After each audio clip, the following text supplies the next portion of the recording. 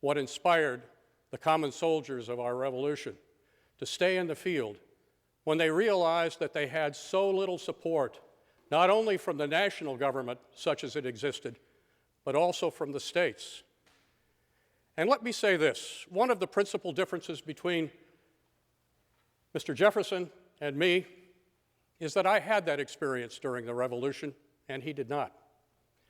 After famously writing the Declaration of Independence, he returned to Virginia and certainly faced numerous challenges as the governor of Virginia, difficulties that later embarrassed him, and he needed Mr. Madison to help clear his record.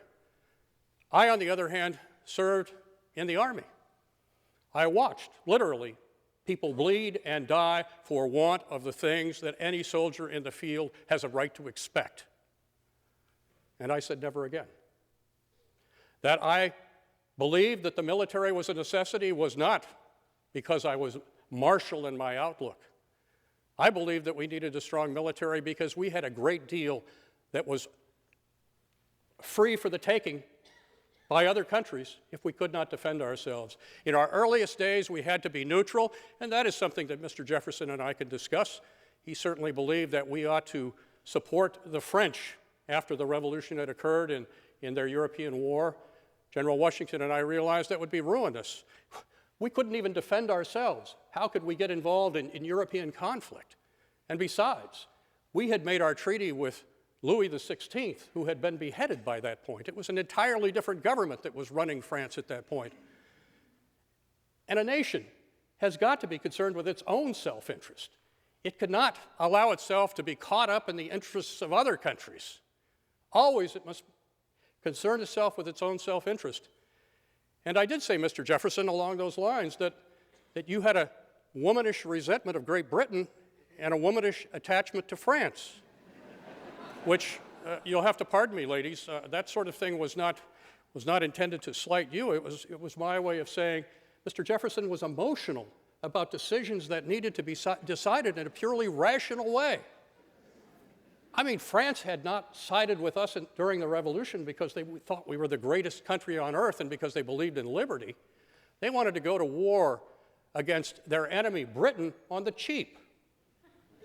Let's be realistic about that. And I prided myself on my ability to reason basic causes. And I understood that people are more often governed by their emotions than they are by rational thought. In fact, I said, government is necessary because the passions of man will not conform to the dictates of reason and justice without constraint. That's why we had that Constitution and the new government, because the passions of men will not conform to the dictates of reason and justice without constraint. Passions, womanish decision-making, we could ill afford it. Our goal as a young nation was to survive, not to involve ourselves in foreign wars, but to survive and to become strong enough so that in time we could defend ourselves against any possible invader. And I like to think that the America that you live in today is the inheritor of that vision.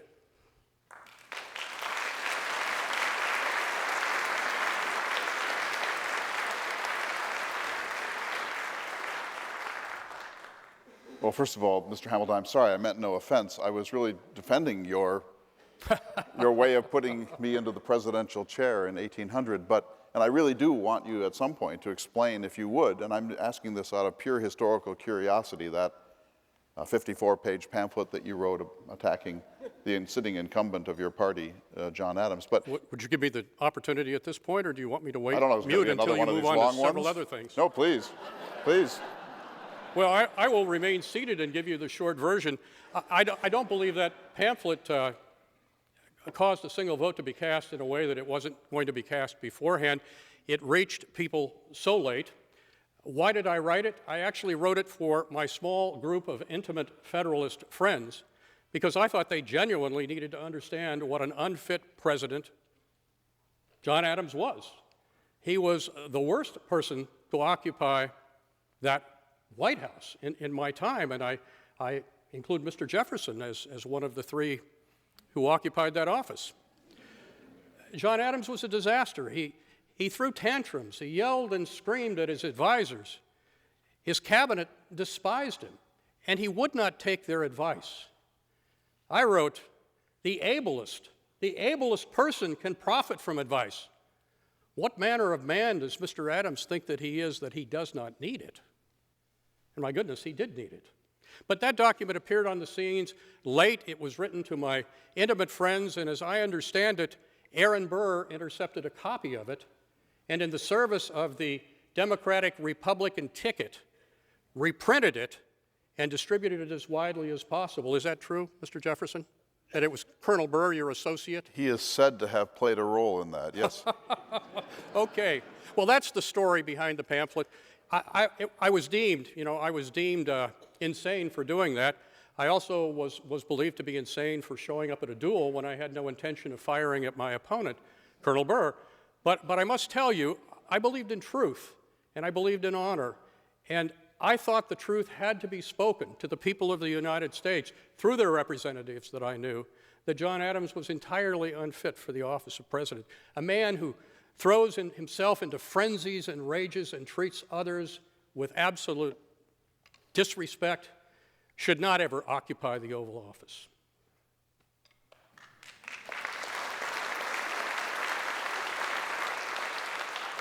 I never thought I would be in the position of needing now to defend John Adams.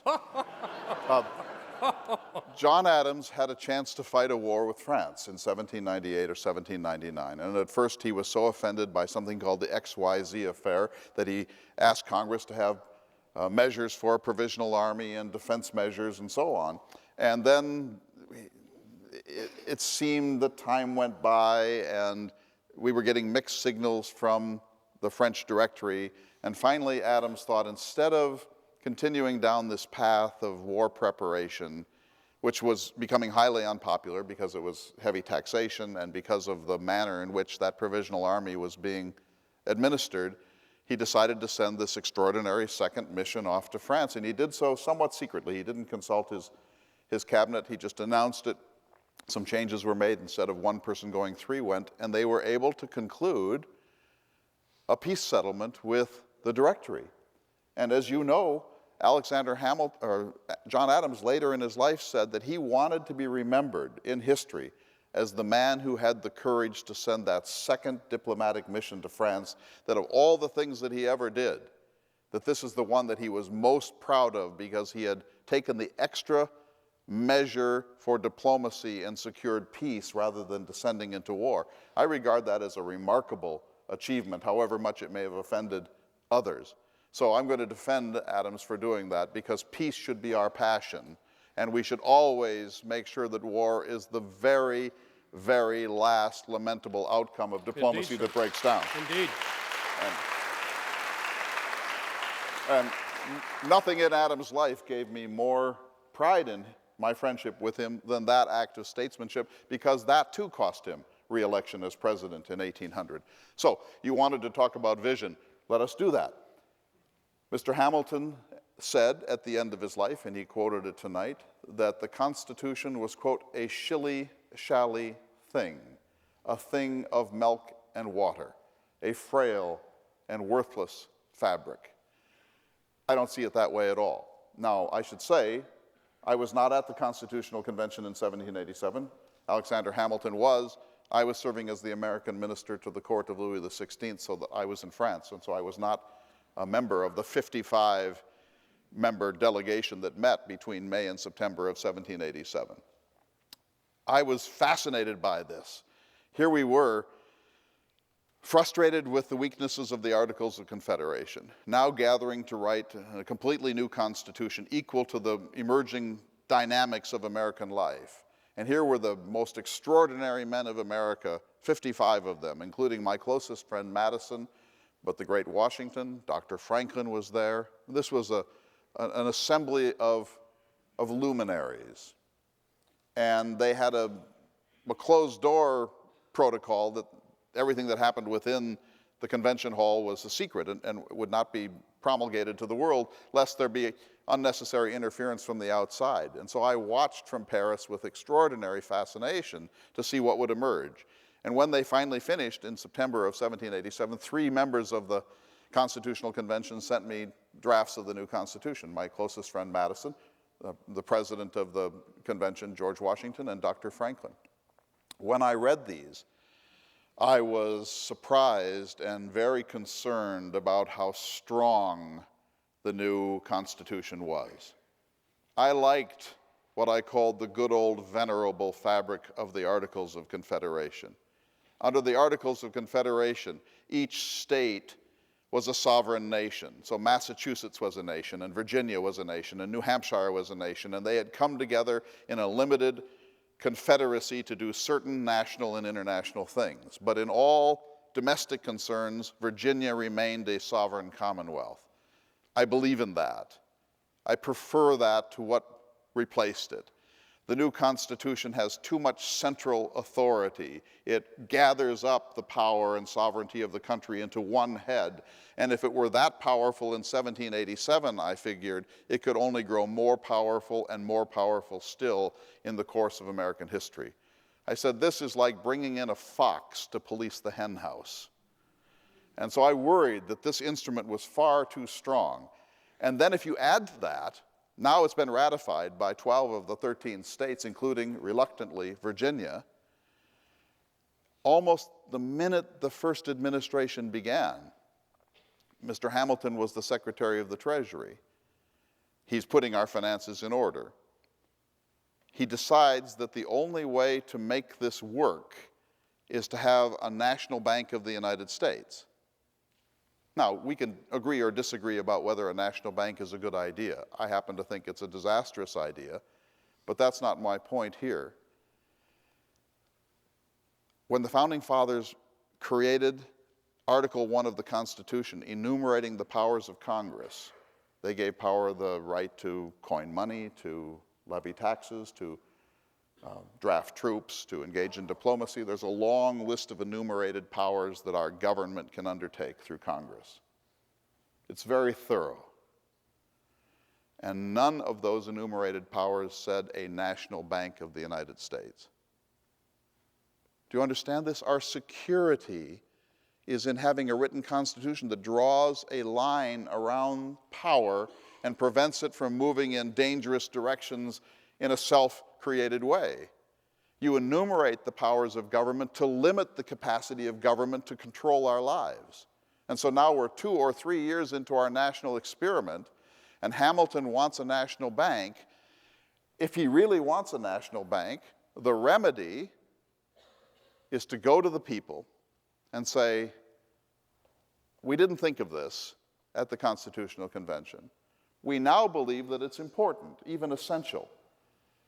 But the only way to make it legitimate is to turn back to you, the sovereign, and ask you to amend that Constitution to enable us to do something we now regard as essential but wasn't included in the thing that you ratified. That's the proper mechanism, to return to the sovereign.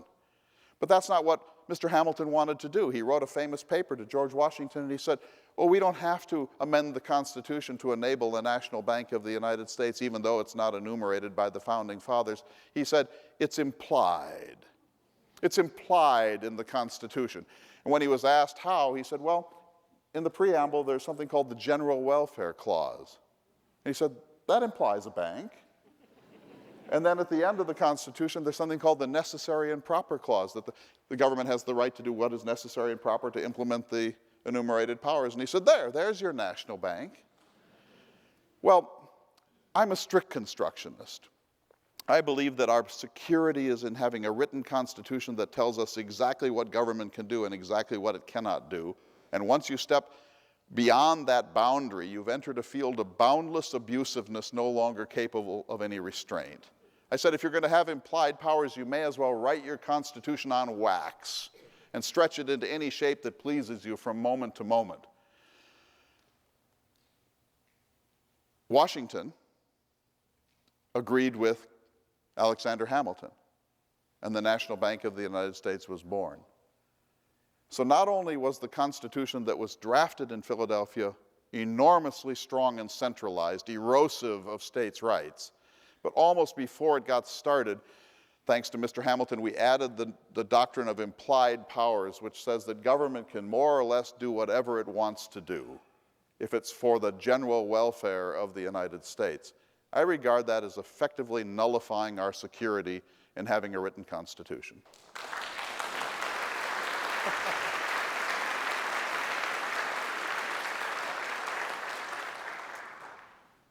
Let us suppose that we form a republic. You elect certain of us to be your officials, and you tell us that we can go bring your vision into reality, but only if we continue to return to you to get your permission. That's what Mr. Jefferson is saying. I believe that sovereignty shifted from the state to the federal government with the ratification of the Constitution by the states. It shifted insofar as now it was not the responsibility of Virginia or Massachusetts to decide what was the best policy for it. It was the responsibility of the federal government, which was not made up only of plutocrats from New York, but from people in each and every state. I said there are many things. There are many things that a government is allowed to do. There are certainly other things that it's not permitted to do. But there is a great deal of ground in the middle over which men of good conscience and virtue can disagree. And this is one of those areas. I would like to add a couple of little postscripts by way of our conversation here.